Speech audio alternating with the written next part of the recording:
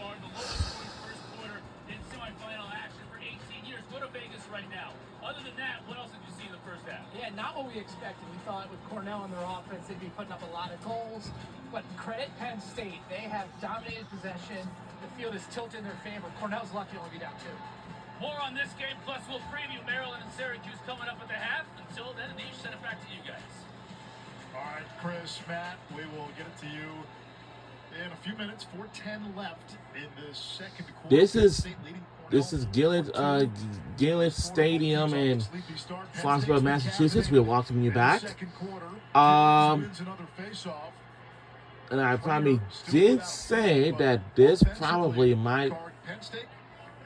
Some of these good looks now are turning into goals. We made 5 face-offs. That's really good for Cornell. They only done 3, but at least the winner of this game head on for the national championship game this Monday. We do have. If we scored again, this is going to be a 3-point lead, you know. Otherwise, it.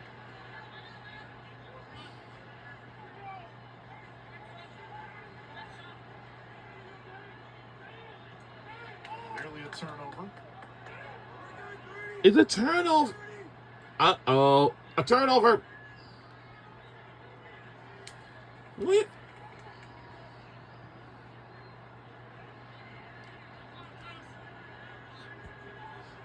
Give me a what? There's Hugh Kelleher. Said to myself, oh! Cornell! Now they're back within 1. Uh-oh. Now this goal was made by Michael Long, number 1. His 30th goal this season, 18 games for Cornell. Oh my goodness. Oh my goodness. Uh-oh. Right there it is.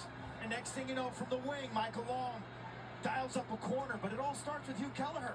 It does, and that's the aspect that he provides for the offense. Everyone else is kind of a wing dodge-oriented player. Hugh Kelleher is a runaway train. He is a big dude. Yes, right? He's a big dude who likes to go old school, north-south through the defense. So you have to respect it. Yeah, all right. Turning to the sideline, saying we need more through the years, the women's and men's college lacrosse teams are physical. But some of them are hidden monsters. So women's lacrosse, like North Carolina, Tar Heels, they're the heavy monster. They're wanting to change the crap out of them.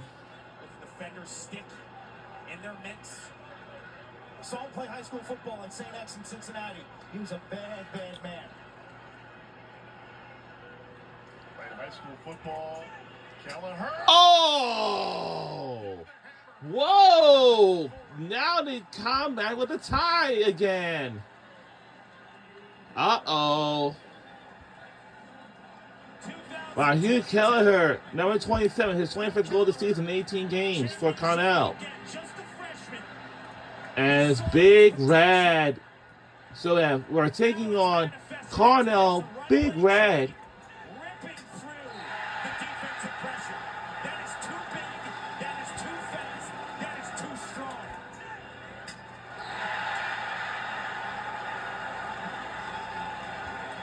When we saw him yesterday, he had shoulders that were about as wide as a city skyline.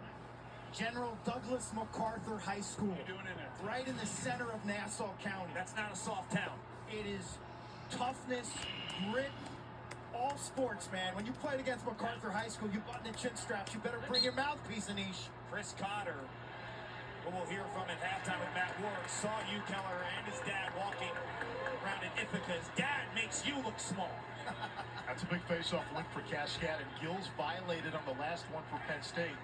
So the Nittany Lions, by rule, could not have Gills back out there. Chase Mullins takes it. Cornell wins the face-off, and now a chance to take the lead. Well, momentum, right? Momentum swings. Storyline of this entire NCAA playoffs, perhaps. There's Dalton. Andrew Dalton, Big Red Rifle. Firth dropped it. That's costly. Picked up by King. Sloppy turnover. King is one of those guys that doesn't get the credit, Quinn. He's a ground ball machine. Flag down. We might have offsides here.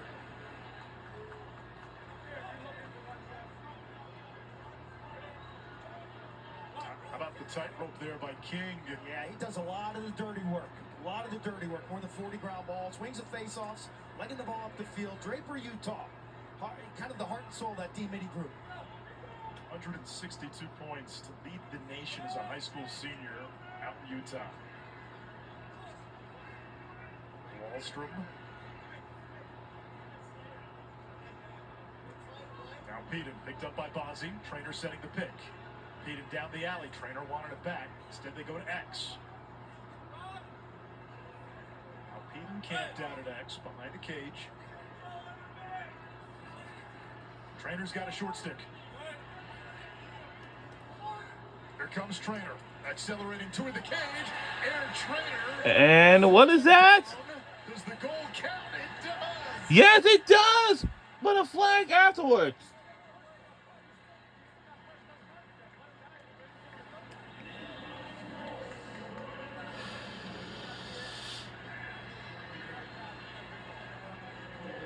Goal's going to be good. They rejoice in Happy Valley. And when Matt Trainer sets his mind on getting to the crease, getting to the rack, there's no getting in his way. He lands in that goal mouth, but it's because of defensive pressure. So the goal is good. There's the push from the back. You cannot land in the goal mouth at all unless it's defensive pressure. That's the half circle inside of the crease area. And this is a common theme for Matt Trainer in the playoffs. Leave your feet and score some nutty goals. He did that last week against Notre Dame. It was the goal of the tournament. And Q, his teammates were telling us he'd been practicing and waiting to pull that one out of the bag for a few weeks. This is a guy who 2 years ago only had, what, a couple points? He's a backup type player. His freshman year, yes. His sophomore year, he had a big season. His freshman year, he was nicked up. Injured for 2 seasons in high school, so came into Penn State, not himself. But once he found his groove his sophomore year with his brother Jack, they were fantastic together 2 years ago on the stage. He has 10 goals in the tournament to lead all players. And a timeout by Connor Busick with less than 20 seconds to go in the half. CJ Kirst has been quiet. And Quinn, you and I talk about it all the time. Rather than him initiating all the time, use him as a cutter. I think he might be the best cutter in college. So the winner of this game will head on for the national championship game this Monday on ESPN at 1 p.m. At 1 Eastern on ESPN, the national championship game from Gillette Stadium here in Foxborough. For more information, go to NCAA.com, your home for all 90 NCAA championships. So, Cornell last won a championship in 1977. They won 3 days after the theatrical release of the original Star Wars. Penn State, prior to 2019, had never won a tournament game. They never got past the national semifinals. Syracuse, decorated history. Maryland, decorated history. Terps, though, under John Tillman, they've played in the championship game 8 times, just 2 and 6. And Syracuse, at championship weekend, Quint, for the first time since 2013, they have not won at all since 2009, which for them is a long time ago in a galaxy far away. Who do you like? I don't know. You come to Memorial Day weekend, usually you can sink your teeth into 1 or 2 teams. This year, it's all 4. It's all 4. Yes. They all have a shot, and the matchups matter. I tell you one thing, though, that's broken towards the players. Cool temperatures, 55 degrees, cloudy. Ideal conditions for these athletes to play 2 games in 3 Yes, days. especially the teams that aren't as deep like Syracuse at the short stick defensive midfield position. If it was a hot scorcher, they could be toast. I talked about getting CJ Kirst involved as a cutter. Penn State has shown some zone over the course of this tournament. This is a great spot for zone. 17 and a half seconds left in the second quarter. Make Penn State go into the zone and force Cornell to think. Here is C.J. Kirst, 0 for 3 shooting without a point this first half. Kirst draws the slide over to Kelleher. He lost the ball. Boy, Penn State active on defense. Ross flicks it downfield. That's going to be Cornell ball. 1.6 seconds to go. And that'll do it That's on the first half. for the first half. Only one goal was scored. Ooh, wow, that's something else. Caffeinated in that second quarter. Clark was already caffeinated, the birthday boy. But we go down to Dana Boyle, who is with Cornell head coach Connor Busick. Coach, suffocating Penn State defense. How do you make an impact in the 66 offensively? We got to win some matchups. We got to get some ball flow. And, you know, when we start to find a little flow there late, it's helpful when we win faceoffs to get us in that rhythm. So starting to see it late and hoping to build on that in the second half. How would you assess your defensive performance? They're playing excellent ball, right? Great sense of urgency, right? We got to pick up the ball more in the defensive half of the field and end some possessions. But goalies making saves, they're playing hard. And you know, Penn State's a great team, so you tip your cap sometimes. Thanks, Coach. Thank you. All right. Big Red, the Cornell is their team. That's the team that our Penn State Lions will take on. And I can't believe this has been a entertaining first halves, back-to-back goals, neck to neck, and until this is the first semifinal game. We will see you all in the second half in the third quarter. Enjoy your halftime break, guys. See y'all back then.